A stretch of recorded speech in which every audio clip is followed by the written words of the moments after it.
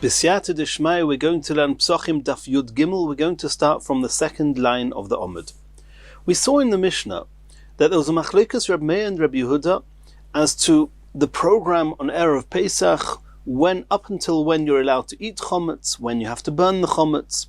We saw that Rabbi Meir holds that you can eat chometz up until the end of the 5th hour of the day. From the beginning of the 6th hour of the day is the time that you have to burn the chometz. From the 7th hour of the day, that's when the chometz becomes seriously osur min haTorah. Rabbi Yehuda was more machmir, and he said that you can eat the chometz only until the end of the 4th hour. In the 5th hour, it's toilin, which means you're not allowed to eat it anymore, but you do not have to burn it yet.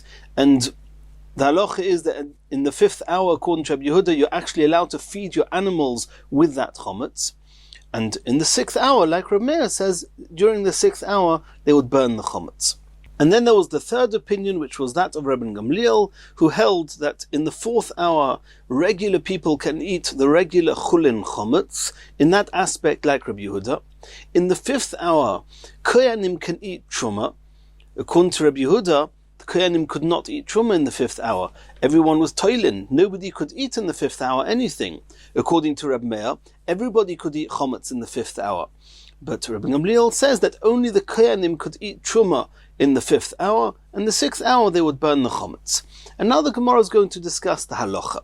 Omar of Nachman Omar Rav, it was said in the name of Rav, halacha Rabbi Yehuda.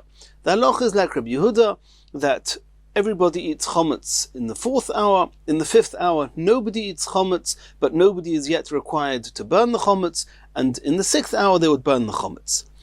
Amalei Roveler of Nachman. Rava said to Rav Nachman, Rav Nachman said in the name of Rav, the halacha is like Rabbi Yehuda, v'neima mar halacha k'Rab Meir. Why is Rav not saying, or Rav should say that the halacha is like Rabbi Meir? The Rabbi Meir says everybody can eat chometz in the 5th hour. Why are you choosing Rabbi Yehuda? The Sosam Lon Tanakava say we found an anonymous Mishnah that seems to be following Rabbi Meir. Ditnan. We learned in the Mishnah, we're going to see that later on in the Masechta. Kol shor shemuter lechil machil. Whenever you're allowed to eat, you're allowed to give your animals to eat. According to Rabbi Meir, that's understandable. Because Rabbi Meir says that in the 5th hour, anybody can eat, and anybody can feed the animals with it. According to Rabbi Yehuda, it's not so accurate. According to Rabbi Yehuda, in the 5th hour, you cannot eat, but you can feed your animals. So that Mishnah seems to be following Rabbi Meir. Why is that halacha not like Rabbi Meir? Answers the Gemara, he loves stomahu. It's not accurate to say that that's your typical anonymous Mishnah that follows Reb Meir. That Mishnah is actually not following Reb Meir, and that Mishnah seems to be following Rabbi Gamliel. Mishum de kashya, because there's a word in that Mishnah which is difficult for us, and it's the word mutter. If the Mishnah would indeed be following Reb Meir, the Mishnah would have said, Kol shor she'oichlin machilin. Any time that you can eat, you can feed somebody else. What does it mean, Kol shor shemuter lechil? Whenever it's permitted to eat, you can feed somebody else. That word permitted is not really necessary. And the Gemara later on is going to say that what it means is that when it's permitted for one person to eat, then it's permitted for a different person to feed his animals, even though that different person is not allowed to eat. And that's the opinion of Rabbi Gamliel, who says that in the 5th hour, koyanim are allowed to eat, regular people not. And then the Mishnah is saying, Kol shor shemuter lechil, all the while that koyanim are allowed to eat chometz, which is in the 5th hour, everybody else is machilin, everybody else is allowed to feed their animals. Says the Gemara, v'neima mar halacha k'Rabbi Gamliel. So why don't we say the halacha is like Rabbi Gamliel? Dehavale machria. And Rabbi Gamliel seems to be a halacha k'machria. Machria is always a type of a compromise. When you have two people who are very diametrically opposed opinions, and you have a third opinion that seems to compromise between the two, seems to take the logic and the ideas of both and bring it together, the halacha is like him. Over here, Rabbi Gamliel seems to be also like Rabbi Yehuda, in as much as that everybody can eat only in the 4th hour, and like Reb Meir, who says that one's allowed to eat somewhat in the 5th hour, only koyanim. So Rabbi Gamliel's made the type of a compromise, the halacha should be like him. Dehavalei machriya. He's compromising between the two. Omar le Rabbi Gamliel lav machriyahu. He answered him and said to him, Rabbi Gamliel is not considered compromising between Rabbi Yehuda and Rabbi Meir. Tam denaf sheikom, he's a totally new idea.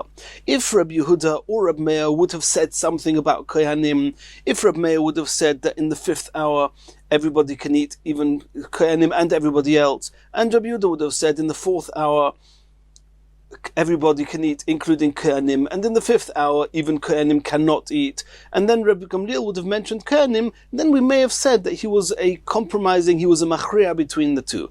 But Rabbi Yehuda and Rabbi Meir made absolutely no mention of the Kohanim. And then Rabbi Gamliel comes with a new idea, speaking about Kohanim, and about Truma, and Truma is got a certain holiness to it, and we don't want to burn it, we don't want to cause it to get burnt, and therefore we let the Kohanim eat it that little bit longer than we let other people eat chametz. But that's not a compromise between Rabbi Yehuda and Rabbi Meir, and since he's an opinion on his own right, there's no reason that we should rule like him. V'i bois ema. The Gemara is saying that Rav de Omar ki haytane, it could actually be that Rav that said Halacha Rabbi Yehuda was based on a different machlokes, a different Tana, and that Tana himself was following Rabbi Yehuda. The Tanya we learnt in a Brisa, Arba also shechol yos b'Shabbos. If the 14th day of Pesach, Erev Pesach, is on Shabbos, so you can't do biur chometz. Normally we dispose of the chometz on the 14th of Nisan, not if it's Shabbos. So you have to dispose of your chometz on the 13th of Nisan, on Erev Shabbos. But what are you going to eat on Shabbos? Friday night meal, Shabbos morning meal. You have to eat chometz. You can't eat matzah on Erev Pesach, which is a discussion on its own right we're going to have later on in the Masechta. So what are you going to do? You're going to destroy the chometz on Erev Pesach. What are you going to do with your Shabbos meals? So mevarin es hakol melifnei Shabbos.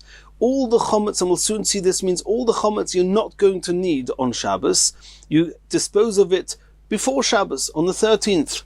V'soirfin, and on the 13th you burn trumos tomeos. Any truma which is tomei, and there's nothing you can do with it besides to burn it, the whole year that's what you have to do.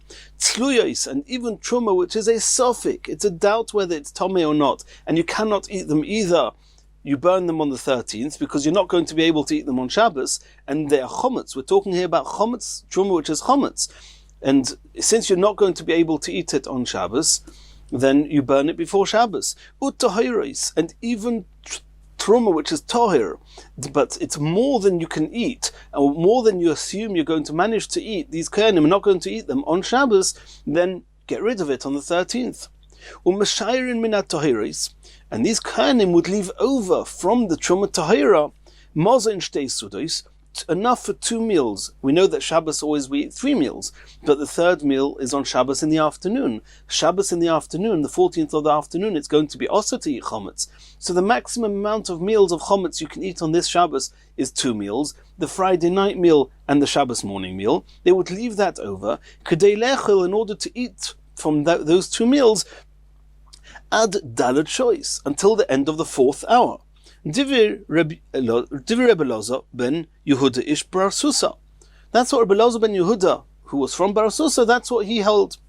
And why do you have to finish eating by the 4th hour? He's obviously following Rabbi Yehuda.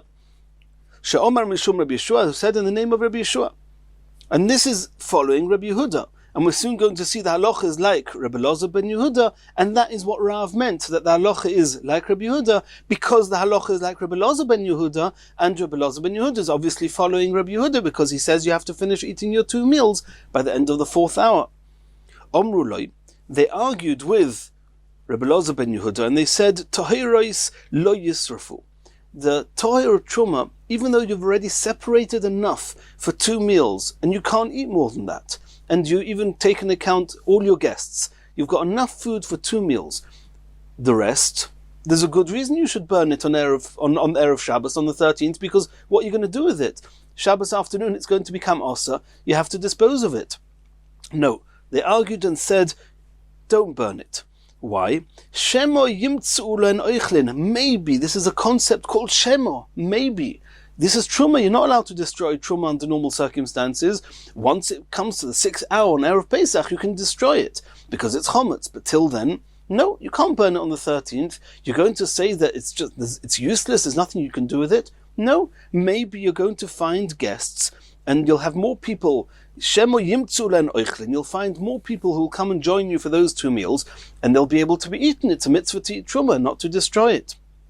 Omar lehens, he said to them, this Rabbi Elazar ben Yehuda said, Kvar bikshu v'lo motzu. We're assuming that any guests that are available, they know who's around in town, and it's Shabbos now, it's Erev Shabbos. It's about to start Shabbos, and we know that how many guests we have, and there's no more guests here in town that are suddenly going to chance upon us, so why should we not burn it before Shabbos? Omrulo, they said to him, no, Shema chutz lechoyma lonu. Maybe Friday night they're resting outside the walls of the city within the Tchum, and they're going to come into the city in the morning, and then you'll have more kohanim to eat with you, and then you won't have to burn it. Omar lehem. So he said back to them, L'devreichem, according to you, that because of this maybe, you're not burning the truma tahira, because maybe people will come, maybe more kohanim will come, af tluyos. What about the truma which is sofik? It's not clear whether it's tahir or not, and you definitely cannot eat it because it's a sofik if it's tomei. And in the event that it's tomei, it's seriously also to eat truma tamea. And nonetheless, you are only arguing with me. I, Rabbi Elazar ben Yehuda, say you burn even the truma which is tahir if it's more than you can eat. But you chachomim argue with me and say that the tahir truma you should keep, but you agree with me that the tomei truma and the sofik, which is called tluyos, the sofik truma, that you burn on Erev Shabbos. If you think that there's a concept called maybe, then don't burn the sofik, because Shema maybe Yoveh Eliyahu. Maybe Eliyahu Hanavi will come, and he's going to tell us that Mashiach is coming, and Eliyahu Hanavi is going to come, v'yitarim, and he's going to reveal to us, and that possibly this truma that we were not sure if it's tomei is in actual fact tahir. So don't burn it on the 13th. Omrulo, they said to him, no. Kvar muftach len Yisrael, and this is something we learned in Eruvin Daf Mem Gimel, that it's been guaranteed to Klal Yisrael, she'ein Eliyahu bo, Eliyahu Hanavi is not going to come, loy be'arvei Shabbosos, not on Erev Shabbos, v'loy be'arvei Yomim Tovim, nor on Erev Yom Tov. That means this 13th of Nisan is Erev Shabbos, 14th of Nisan is Erev Yom Tov. Eliyahu Hanavi is not going to come, because these are 2 types of days where we are supposed to put all our efforts into preparing for Shabbos and Yom Tov. If suddenly Eliyahu Hanavi is going to arrive on the scenes, we're going to get distracted from our preparations for Shabbos. And therefore, Klal Yisrael is guaranteed Eliyahu Hanavi will not come on these days. And that's why the Chachomim said to Reb Elazar ben Yehuda, no, the sofik truma you can burn, because Eliyahu Hanavi is not going to come now and tell us that they're tahir. But the truma tahira, don't burn, because maybe you'll have more guests. Omru, they said, Lo izozu misham al shekovu halacha k'Elazar ben Yehuda, ishber tusa.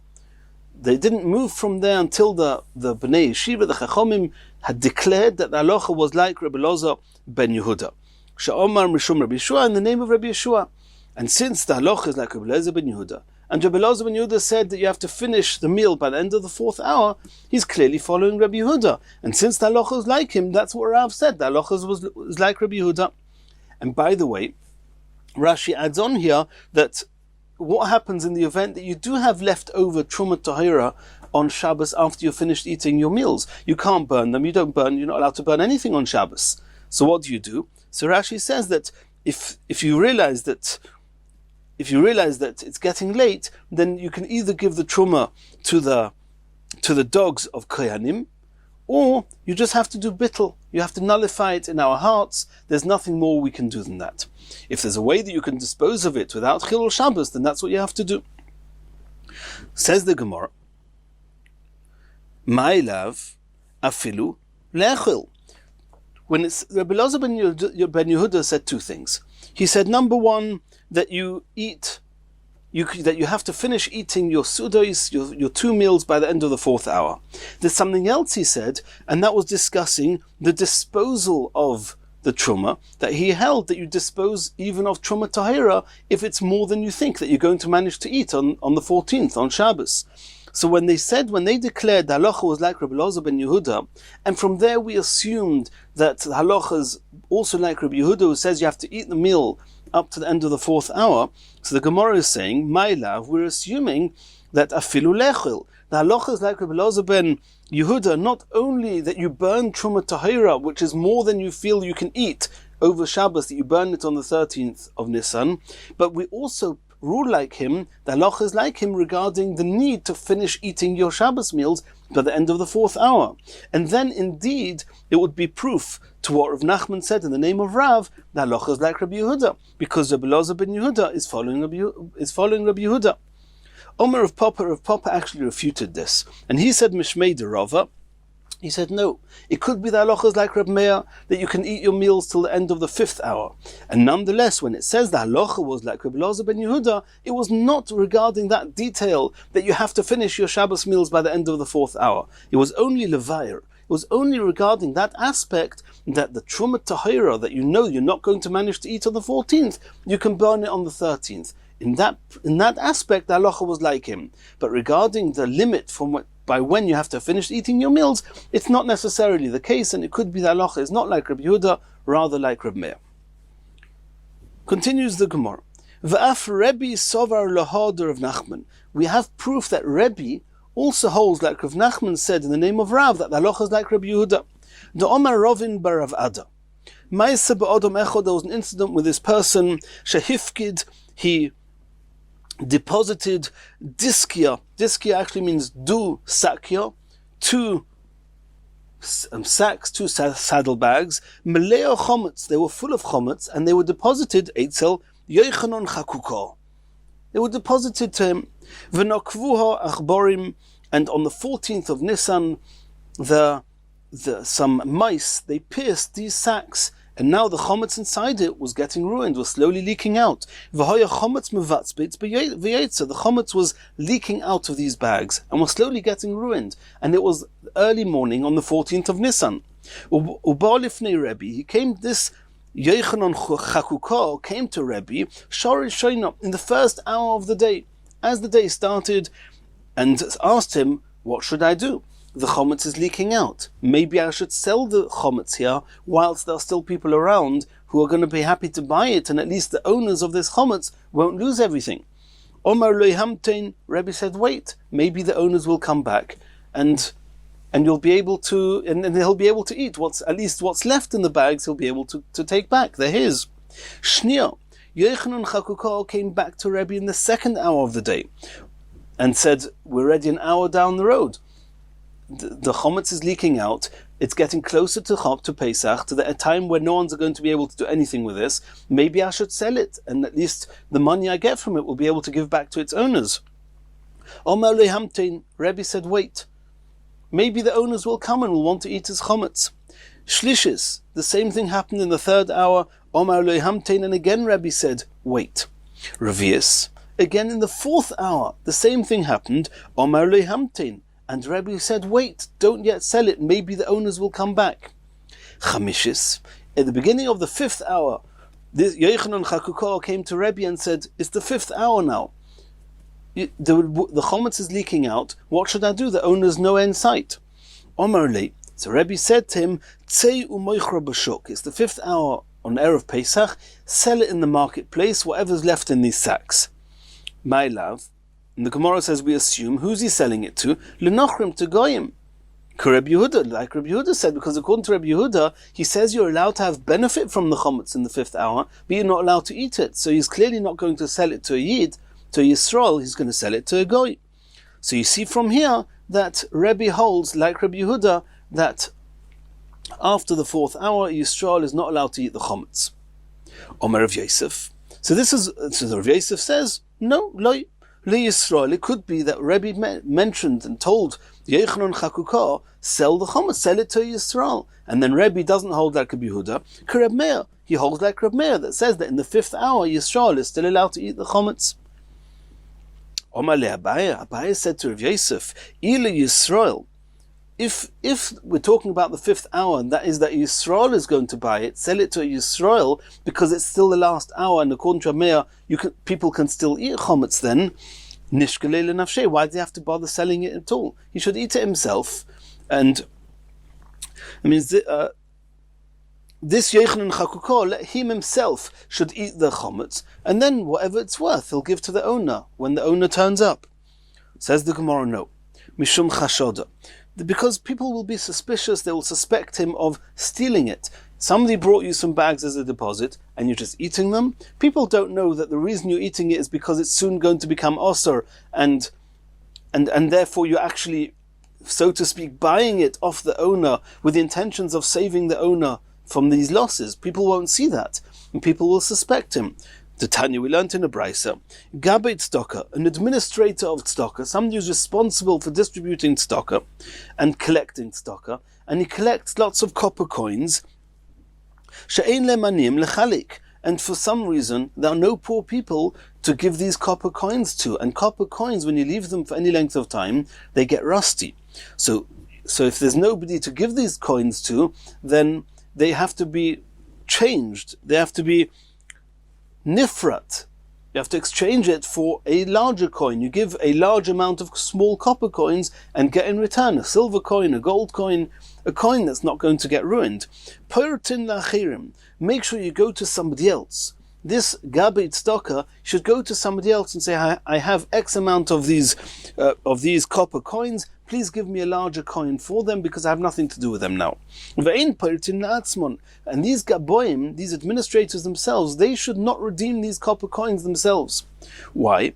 Or before why? And then another case, says the Brisa, Gabe Tamchui. Tamchui means a platter. Really, it means a communal soup kitchen, and they had food there that was supposed to be distributed to the poor people. They have more food than poor people who want to eat the food. The food's going to get ruined and wasted. So they want to sell the food, and the money that comes in will be able to use for the poor people. Sell it to somebody else. But the administrators of this soup kitchen, of this tamchui, they shouldn't buy it themselves. Why? Mishum Shenema, it says in the pasuk, V'yisem nekiyim me'Hashem u'me'Yisrael, a person should be seen as absolutely innocent in Hashem's eyes and in the eyes of his fellow Yid, and don't do anything that looks wrong.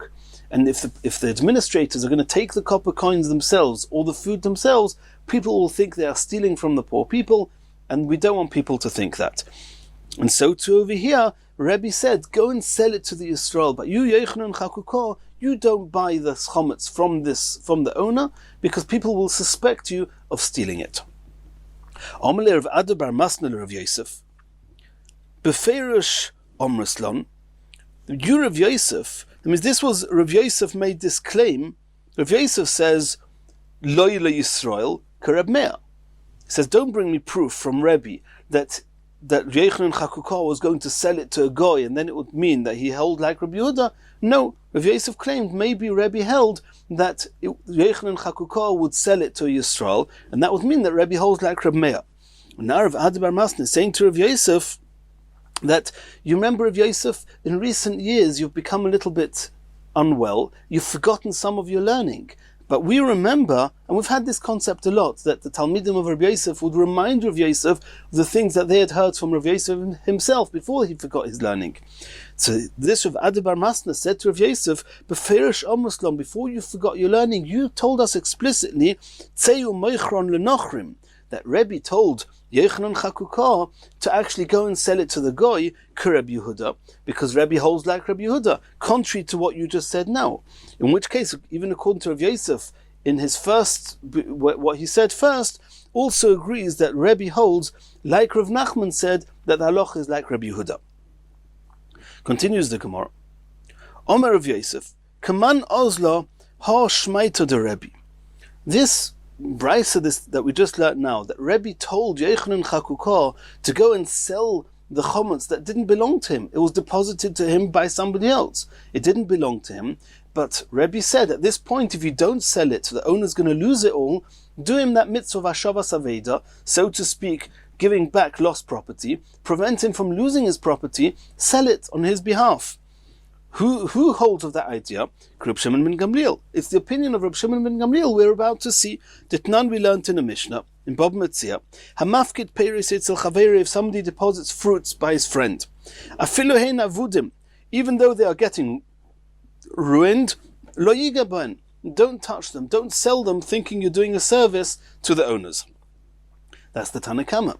Reb Shimon ben Gamliel oimer, moichron bebezdin, you should sell them obviously let the Beis Din oversee it, and with the Beis Din sell these fruits that are getting ruined in order that its owners shouldn't lose all the money.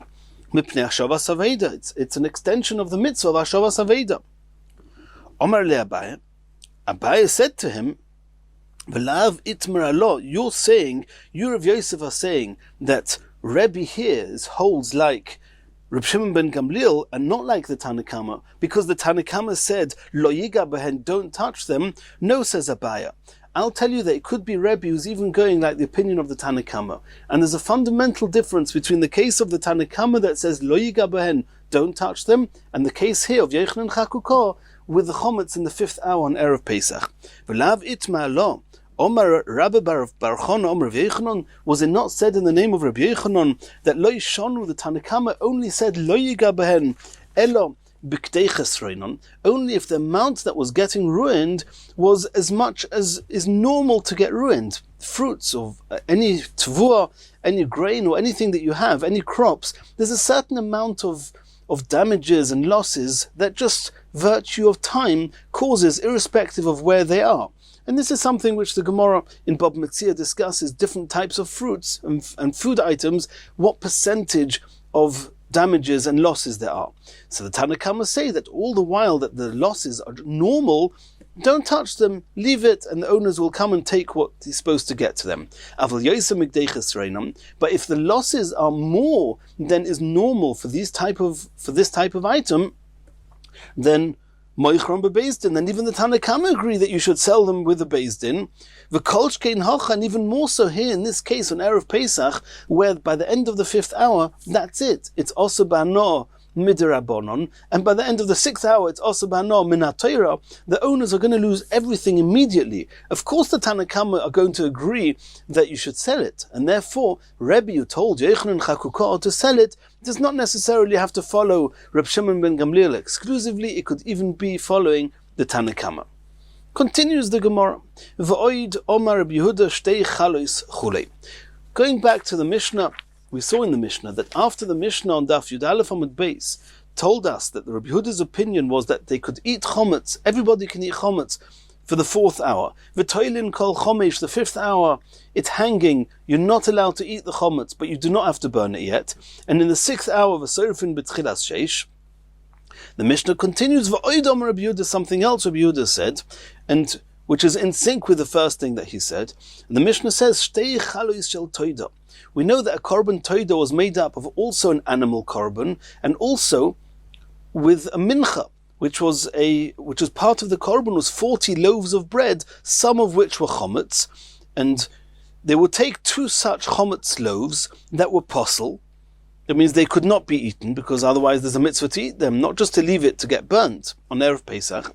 So they would take 2 such toida breads that were posel, munachis al gav itztaba. They would put it onto one of the benches on the Harabayis for everyone to see. Kol zman shemunachis, all the while both of the breads were on this bench. Kolam oichlin, everybody knew that the 4th hour has not yet terminated, and everybody could eat chometz. Nitlo achas. Toilin, at the beginning of the 5th hour, one of those breads were removed. Everybody knew, Toilin, from now you don't have to burn the chometz yet, but you're not allowed to eat it anymore. Lo eichlin v'lo yisorfin, don't eat it and don't have to burn it yet. Nitlushten, at the beginning of the 6th hour, they would take the 2nd bread off this bench, and then everybody would know, hischilu kolo im sorfin, everybody would know that it's the beginning of the 6th hour, and it's time to burn the chometz. Now that's the Mishnah. So now the Gemara is going to discuss that. V'oid Omer Rabbi Yehuda shtei chalois chulei.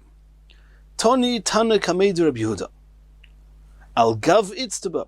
When they said over this Mishnah to Rav Yehuda, then the term they used was al gav itztaba, which means on the bench itself.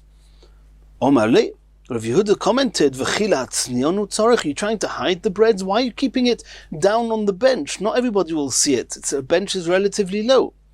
Toni al gag itztaba. Rav Yehuda says that you should read into the Mishnah not al gav itztaba on the bench itself, rather on the roof, which was covering over these benches to protect the people sitting on the benches from the rain. You should put those breads on the roof of the benches, which are over the benches, and everybody will see it, and then it will serve as an even greater reminder. Continues the Gemara. Omar Rachba, Omar Rabbi Yehuda. Har Abayis, Sitov Koful Hoyo. Har Abayis was made with rows. Sitov are rows of benches, and there were rows of benches going all the way around, and there was an outer row, and then there was an inner row, an inner circle of benches going all the way around. Tani Namihoch, we learned in the Braisa, Har Abayis, Sitov Koful Hoyo, there were a couple of rows of benches, one inside the other. Rabbi Yehuda said, Istavonis hoisonikras. Very often we have these storefront benches. They are actually called an istavonis. Why are they called istavonis? Because the word stav, which is a row of benches, is inside the word istavonis, because it's stav lifnim mistav. In front of the shops there were often a couple of rows of benches, and therefore, because it was sitov lifnim misitov, they were named istavonis. Continues the Gemara. Psulois v'chulei. We saw in the Mishnah that these two breads of the korban toida, the chometz breads, they were put on the benches or on the roof on top of the benches, and they were posel, which means they were two loaves that were not allowed to be eaten anymore, because if they was allowed to be eaten, we wouldn't just leave them there and wait for it to become also because of chometz and have to be burnt. There's a mitzvah to eat them, and there's a mitzvah to do everything you can to avoid them from not being eaten in the allotted time. Ask the Gemara, Amai psulois. What was possible about these chalois, about these breads, these chometz breads of the Toida? Omar Reb Chanina, mitoich shahoyu merubois nifsolois belina. On the 13th of Nisan, there were way too many breads of the korban Toida around in the Beis HaMikdash, and we'll soon see why, but there were way too many there, and therefore many of those breads, or some of those breads, actually became posel belino. Lino means that they've gone beyond the time. That means night time has arrived. We know a korban toida you're allowed to eat on the day the korban was shechted and the following night. That's it. After that night is over, they become posel. That's called nifsel belina. Once these breads survived the whole night, and the time it comes to the morning, they have to be burnt. You're not allowed to eat them anymore. It's noisor. So those breads that were left over that were supposed to be eaten on the 13th and were not eaten because there was too many of them, they were left over on the 14th, and now they're posel. And they're actually slated to being burnt, irrespective of whether it's Erev Pesach or not. Any korban that becomes noisor, you have to burn it. And now why were there so many Toida breads on the 13th, which lent itself to having left over Toida breads on the 14th? The Tanya we learnt in the Braisa, Ein meviim Toida b'chag hamatzos. On Pesach, you don't bring a korban Toida. Why? Mipnei chometz sheba, because some of the breads some of the 40 breads are actually chometz, and you're not allowed to bake chometz on Pesach. You're not allowed to make or bake chometz on Pesach. Says the Gemara Pshita. What's the Braisa coming to teach us? Of course, you're not allowed to bring a korban toida because it's chometz. Omer of Ada Ba'ava, Hocha b'yudalad on the Braisa, when it says that b'chag hamatzos you're not allowed to bring a korban toida, it doesn't mean on Pesach. That goes without saying. It means on the 14th. That even on the 14th in the morning, first hour of the day, you're allowed to eat chometz, so you should be able to bring a korban toida. No, says the Braisa. And we hold Ein mevi'in kochim lebeis hapsul. You're not allowed to do something that will ultimately cause hektish, kochim korbonos, that is going to become beis hapsul. It's going to have to go to the place where all the invalid and the posel korbonos go. And since the time allotted to eat the breads and the animal of the korban toida is a day and a night, the whole day on which it was shechted and the following night, here if you're going to bring a korban toida on the 14th, you're only allowed to eat the breads until the end of the 5th hour, according to Rabbi Yehuda, only the end of the 4th hour, according to Rabbi, to the end of the 5th hour. You're going to force these breads to become posel and to have to be burnt before the allotted time is over. You're not allowed to do that. and therefore on the 14th of Nisan we do not bring a korban toida. And that's why on Erev Pesach Shachris we don't say Mizmor L'Soida, for that reason, because Mizmor L'Soida parallels the korban toida. We don't bring a korban toida on Erev Pesach. However, v'kuli alma b'shloisha also maisilu. So all the people who were coming up for Aliyah L'Regel, they were coming to the Beis HaMikdash for Pesach, to bring korban Pesach, for Aliyah L'Regel, and many of those people had reason to bring a korban toida. They couldn't bring it over Pesach, they couldn't even bring it on the 14th, so they would come on the 13th. So kuli alma b'shloisha also maisilu, the whole world, or everybody who needs to bring a korban toida, would come on the 13th.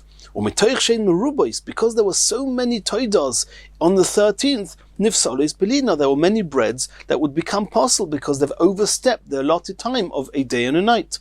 So from those breads, now being noisar are actually slated to be burnt, they would put those al gav itztaba or al gag itztaba, and it would get burnt together with everything else on the 6th hour of the 14th of Nisan.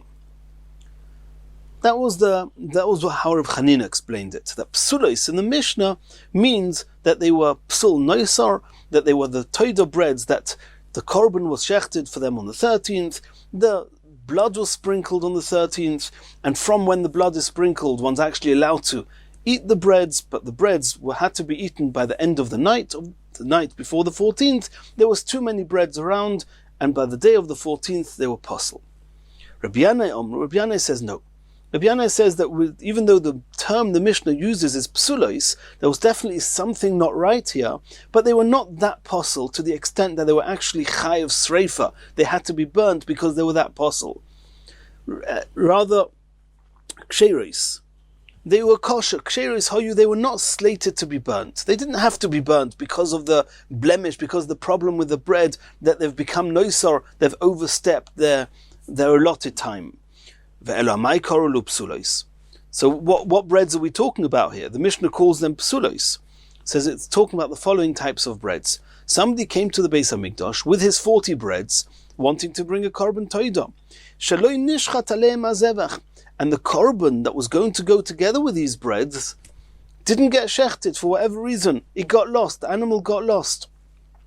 So somebody came on the 13th with the breads, and the animal got lost. And so these are ksheros, but they're psulos. And let's just give a short introduction.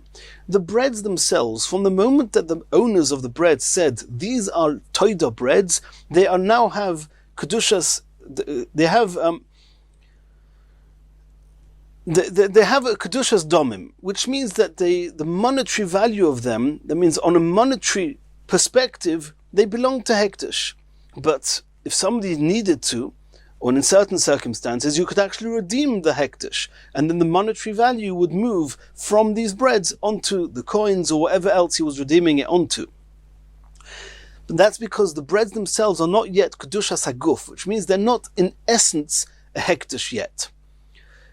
When the korban that should have accompanied these breads was actually shechted, at that point on, from the moment the korban is shechted, we'll soon see it's a bit of a machlekes about this, but as soon as the breads are shechted, the korban is shechted, at that moment the breads move from being kedushas domim to being kedushas haguf. Now these breads is like a korban themselves. It's kedushas haguf, one can no longer redeem them. However, one's not yet allowed to eat the breads, even after the animal was shechted. What's going to allow you to eat the breads? Only once the blood of the korban has been sprinkled. And we'll see that there's some opinion to hold that the kedushas haguf of these on these breads, which means that from that point you can no longer redeem them, is not from when you shech the animal, but when you sprinkle the blood. But either way, till you sprinkle the blood, everybody agrees you're not allowed to eat these breads. So if you sprinkle the blood, and now you're allowed to eat the breads, and you have to eat the breads for that day and finish them by the end of the following night. Any breads left over, the animal that's left over after that night, is noisar, has to be burnt. Here we're talking about breads, that these breads are still kedushas domim. They're not kedushas haguf, because the animal had not yet been shechted on them. And therefore, we haven't yet started the day and night doesn't start yet. That only starts when the animal is shechted. So here we have, somebody came on the 13th with the breads. They are toido breads. There's no animal in sight. And therefore these breads, they are possible in as much as you're not allowed to eat them, because you can't eat them until the animal is shechted and the blood is sprinkled. But they're not noisor yet. They're not chayev to be burnt on that level yet. And therefore they are called ksheros, even though they are termed psulos because you can't eat them. Asks the Gemara, I don't understand. V'nishchot. Why don't you find the animal on the 13th and shecht it? And then it will be a kosher korban. Says the Gemara, no. She'ovad hazevach. The animal got lost, so we have breads now with no animal. Asks the Gemara, v'naisi zevach achir. Then why didn't you bring another korban on the 13th of Nisan? Why did you let it get to this point where you've got breads without an animal, without the korban toida? Bring another korban and shecht it on the 13th, which was the time that the korban toidas were shechted, and then we wouldn't v'nishchot, shecht it then, and we wouldn't have this issue. Answers the Gemara, no. The Omar zu toida v'zu lachma. We're talking about a person that said, this is the korban toida, and these are the breads that belong to that korban. Ukta Rabba, following the opinion of Rabbi, the Omar Rabba, ovad alechem mevi lechem achir. Because they said, this is the korban toida, this animal is the korban, and these are the breads that are going to accompany this korban. So Rabbi said, if the breads got lost, mevi lechem achir, every korban toida must be accompanied by the 40 loaves, bring another 40 breads. Of the toida, but if the animal got lost, in mevi toida acheres, you can't bring another animal because these breads are there to serve that animal. The animal's not there to serve the breads, so these breads are annexed to a specific animal. The animal's gone, that's it. My tam, what's the reasoning behind what Rabbi said? Lechem glal toida, because lechem is coming because of the animal, to serve the animal, to be an extension, an annex to the animal. And therefore, you can, if the breads get lost, you can bring other breads to be an extension for the animal. Ve'ein toida glal lechem, but the toida is not there as an extension for the breads. So once the toida, the animal, is lost, there's nothing else we can do. And therefore they will take these breads on the 14th, and at the end of the 4th hour, that means during the 4th hour they would put 2 breads there, everybody would know they could eat chometz. The beginning of the 5th hour they would take one away, the beginning of the 6th hour they would take the second one away. Asks the Gemara, v'nifrakinu, since we're talking about the breads that have not yet had an animal shechted for them, then they're not yet kedushas haguf, they're just kedushas domim. If they're just kedushas domim, you can redeem them. So instead of allowing them to have to get burnt at the 6th hour on Erev Pesach, redeem them on something else, and then we've saved this kedusha, we've prevented the kedusha, these breads from being burnt. Or they'll have to be burnt, but they won't be burnt with their kedusha state. V'nifrakinu, redeem them, v'nifkinu l'chulin, and let them go out, so to speak, from being a status of hekdesh to a status of chulin. That's a very strong question. We're talking about that the korban itself was shechted, and therefore these breads are now not kedushas domim, they're kedushas haguf. And since they're kedushas haguf, they can no longer be redeemed. However, if you're going to say if the animal was shechted, then eat the breads. Why are you not eating the breads? V'nishbach hadom, we're talking about that the blood got spilt before they could sprinkle it. The blood got spilt out, and therefore you're not allowed to eat these breads. And these breads, they're not. Why then do we not say that? Why are we not back to Rav Chanina? We're talking about breads after the animal was shechted. So why don't we say that they're not noisor now? They should be completely psulos. Here we're in Rabbi Yanai, who says that they're considered ksheros on some level. No, we're here talking about this stage in the Gemara must be going according to the opinion that does allow shechting korban toida on the 14th. So it says that we're talking about the animal was shechted to them on the 14th. It's not noisor yet. But nishbach hadam, we have another issue. You're not allowed to eat the breads because the blood hasn't been sprinkled. So it's considered ksheros on some level. They don't need to be burnt. You can't eat them yet. But they're not noisor, they're not psulina, they haven't been left over beyond the time that they were allowed to be eaten.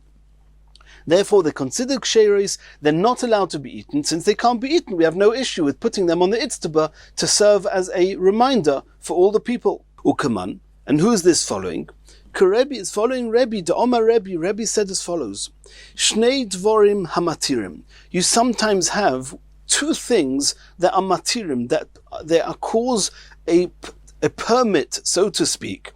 For example, on Shavuos they would bring the shtei halechem, and there would be a korban with it.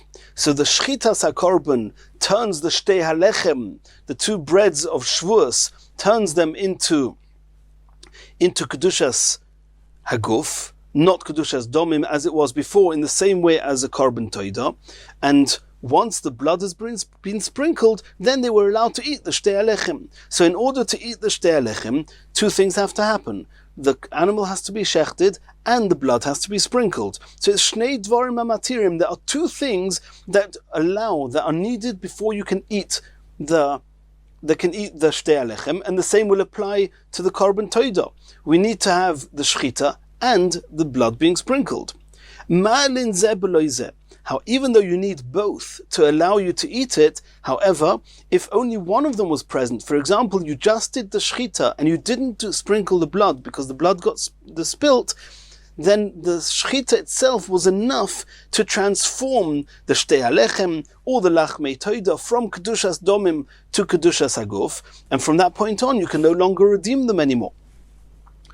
Shnei dvarim hamatirin, and nonetheless, mailin zeh b'lo zeh. Even if you do just the shchita, it already elevated the breads from kedushas hagdomim to kedushas haguf. The Tanya, we learned in a brayso, kisei atzeres, the animals that had to be shechted, the sheep that would be shechted on Shavuos, ein mekatrim el halechem elo b'shchita. The lechem, the breads themselves, the shtei halechem, only become kedushas haguf with the shchita. Ketzad. Shachton lishmon. If somebody shechted the shtei halechem with the right intentions, it was lishma. V'zor agdomon lishmon. And when they sprinkled the blood with the right intentions, so the whole process of the animal, the korban is kosher, then kiddush halechem, the breads have kedushas haguf. They can no longer be redeemed, and they have all the halachas of kedushas haguf. Shachton sheloi lishmon. However, if when you shechted it was done with the wrong intentions, v'zor agdomon sheloi lishmon, and you sprinkled the blood with the wrong intentions, loy kiddush halechem, the lechem did not become kedushas haguf. Shachton lishmon, but if you shechted it with the right intentions, v'zor agdomon sheloi lishmon, and you didn't sprinkle the blood with the right intentions, so for all intents and purposes it's as if you did a shchita and didn't do a zrika, lechem kodesh. Nonetheless, there's kedushas haguf on the breads. Ve'enei kodesh, but it's not enough to allow you to eat the breads, because in order to eat the breads, you have to have sprinkled the blood as well. Divrei Rabbi, that's the opinion of Rabbi. So that's exactly how we're explaining our Gemara, that these toida breads, they're considered as ksheros, but they're also psulos. We're talking about kedushas haguf. It must be kedushas haguf, because otherwise we wouldn't just let them sit, we would redeem them. So it must be kedushas haguf. Nonetheless, they're psulos, you cannot eat them. According to Rabbi, we understand how that can be. He shechted it, and the blood got spilt, and he didn't sprinkle the blood. Rabbi Lobenstein argues with Rabbi, and says, "Le'olam einoi kodesh halechem ad sheyishchot lishmon v'yizrek damon lishmon." The breads only become kedushas haguf if you do the zrikas hadam, if you actually sprinkle the blood. In which case, over here, in the case of our toida, in as much as you didn't do the zrikas hadam, it's still kedushas domim, not kedushas haguf. So you can redeem it still.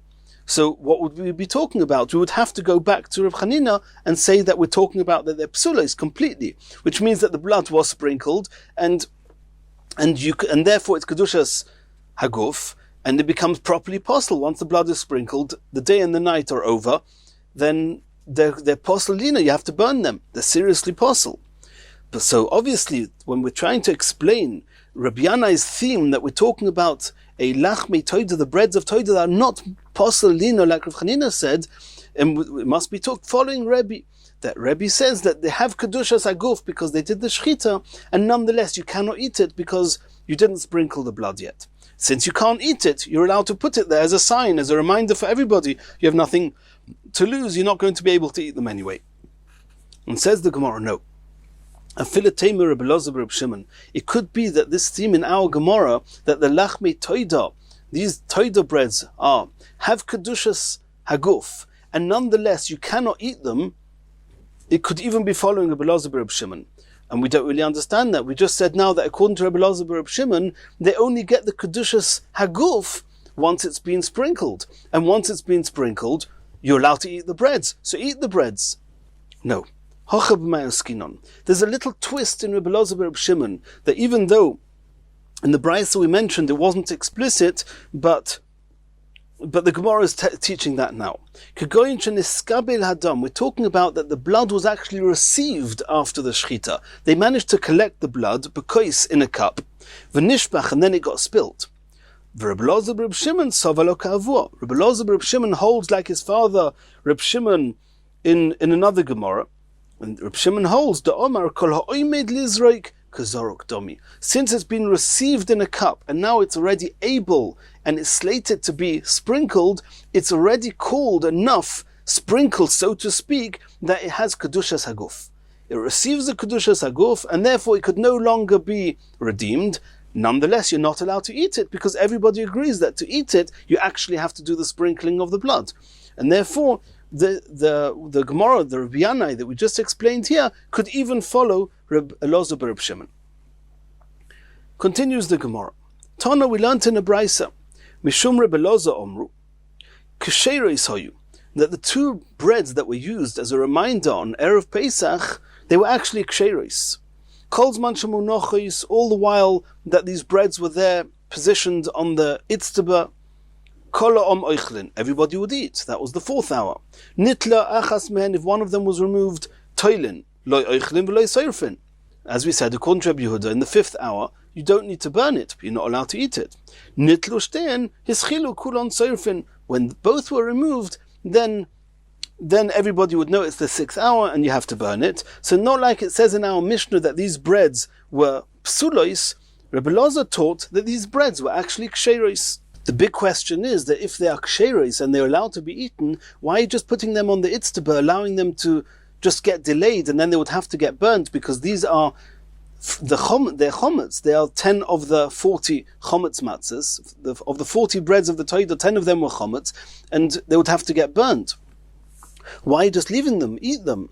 So Tosfos says that according to Rabbi Elazar here, it must be following Rabbi Gamliel in the Mishnah. And Rabbi Gamliel says in the Mishnah that in the 5th hour, the Kohanim are allowed to eat truma. And the same would apply to kodshim. One was allowed to eat these breads in the 5th hour. And they would actually remove the breads. They would move the first bread at the end of the 4th hour. That means all the while there were 2 breads there, everybody would eat. They would remove the bread from at the end of the 4th hour, telling people from now you're not allowed to eat. And they would remove the second bread at the end of the 5th hour, but before the 6th hour started. And in that 5th hour, according to Rabbi Gamliel in the Mishnah, they were actually allowed to eat these breads. They would eat these breads, and then it was okay. That's what Tosfos says here. Continues the Gemara. Tanya, we learned in a Brisa, Abba Shaul Omer, he says there was a different reminder on Erev Pesach. It wasn't even the breads of the Torah, it was something else. Shtei porois hayu choroshes b'har HaMishcha. On the Har HaMishcha, which we know as Har HaZeisim, there would be 2 cows that would be ploughing. Kolzman sheshteim choroshes, all the while that both of them were ploughing, kolom oichlin, everybody knew the 4th hour was not yet over. Nitlo achas mehen, when they removed one of the cows and now there was just 1 cow ploughing, they knew now it's the 5th hour. Toilin, loy oichlin v'loy soirfin. You're not allowed to continue eating chomets. You don't have to burn the chomets yet. Nitlo shtein, when both cows were taken away and none of them were ploughing anymore, ischilu kolom soirfin. They knew it was now the 6th hour and they had to burn the chomets. In the next shiur, we're going to continue from here.